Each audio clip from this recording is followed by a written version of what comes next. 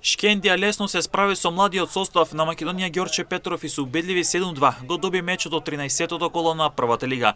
По оставките на тренерот на тимот од Ѓорче Бован Гранчаров и заминувањето на спортски директор на клубот Александра Баевски, повратникот Вилитот одлучи против Шкендија да игра со младенци, а причината за тоа е непозната. Сепак повеќе од јасно беше триумфот на шампионот кој не виде мака за младите фудбалери на Македонија Ѓорче Петров.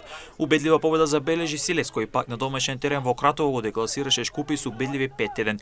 Тимот од Чајре во голема резултатска криза со само едно реми, а се останато порази прв кандидат за испаѓање од елитата. Со овие два надпревари се комплетираше 13-тото коло, откако претходно Пелистра со 1-0 ја доби Брејара Струмеца на домашен терен. Вардар со 3-1 славеше над Тиквеш, Башкими дома со 2-1 го доби Работнички, а Струго Тримлун беше убедлива над дебитантот Арсими со 4-0. Останува уште еден меч да се одигра, тоа е надпреварот од 12-тото коло меѓу Шкупи и Шкендија, кој рече сигурно го добива тимот од Тетово.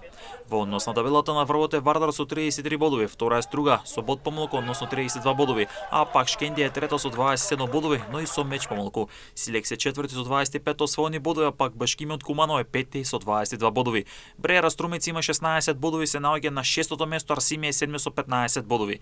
Македонија Ѓорче Петров е 8 со 14 бодови, а пак Тиквеш има 12 бодови за 9-то место. Всушност лавовите и тимот од Кавадарци се во бара зоната за опстанок. Во зоната за директно испаѓање Пелестра со 11 бодови, како 10 Работнички е предпоследен со 7 бодови, а на дното е Шкупи со 1 бод и меч помалку.